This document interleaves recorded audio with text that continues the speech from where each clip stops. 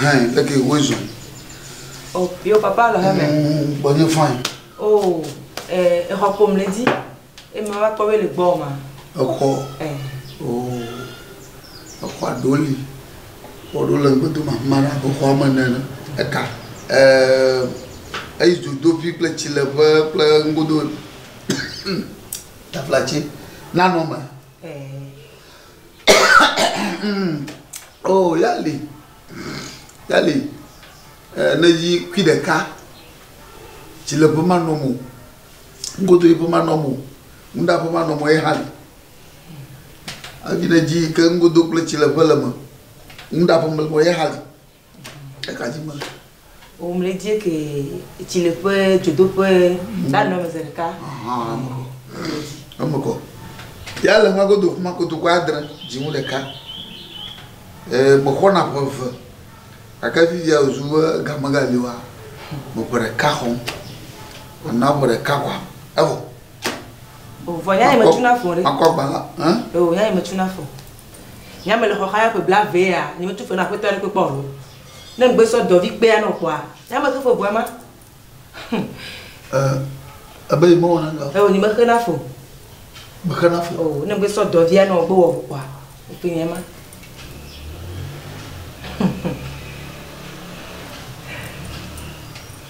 De babi ava dia nya lo le. Oh, afoto nya ni me khana fo. Me khana fo. Nya me tuna fo. Nya bo nyama fia, o khana fo. Oh. Me kpo mo. Ye so te fia na ira. Afoto nya ma na ko wa me. Ma no fia, ni ma tu biere ko. Mo ja ona de pe chon. Ngejo. Oh. Ma so do na o pa vo e. Ah, fimbo mo to ma. Ko do na ma o ko vo. Kama ishi do o ma lori. Oh, papa. O mate globena do no me le si ore. O mate blore o pom la pom. De fulo. Pom dala. Le ma pola. Le pola. Nem gbeso no pa vo e. Chirpa. Ajo ngo piando na. Oh. Obere. On to ko mate wo. No masi. Kaka anaboreka. Na maboreka na ga na jimo made. Oh. Gare comme la signe d'action kana wala nuko la wala fia e wu ga ke ba na we nuko la wala fia e wu po de cap blave pour alors faire ka e wu be ga mate heme fo e cha nya matuna fo no gbe we pa ga mele ya ho fifia de mabio e vidiga le na ma. Oh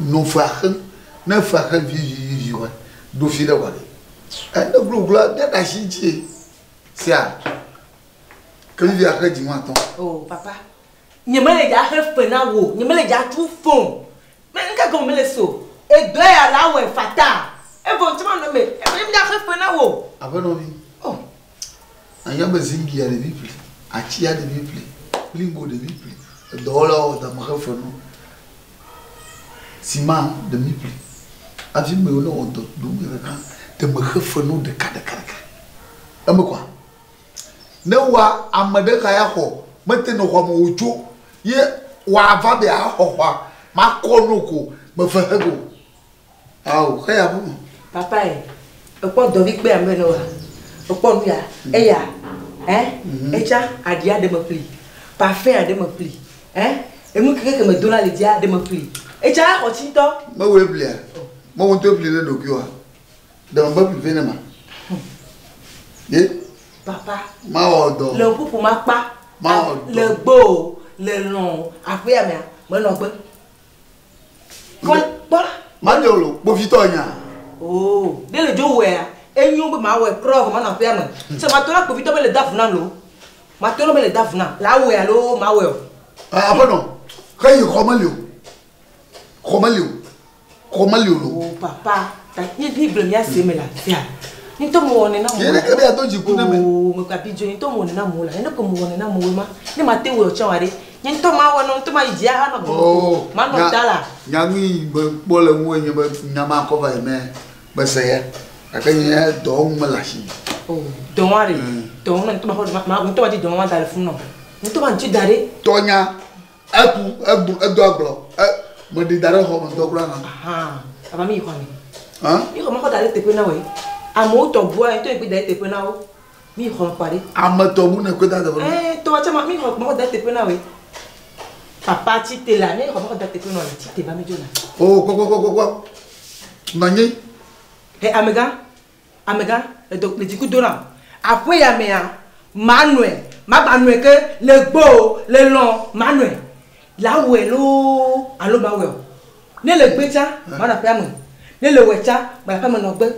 Allo ma tona ko vito bena me ba le doigt funama. Après toi, nous que vena domina ne ni bena. Nem le ameke mdina do vivi sesena.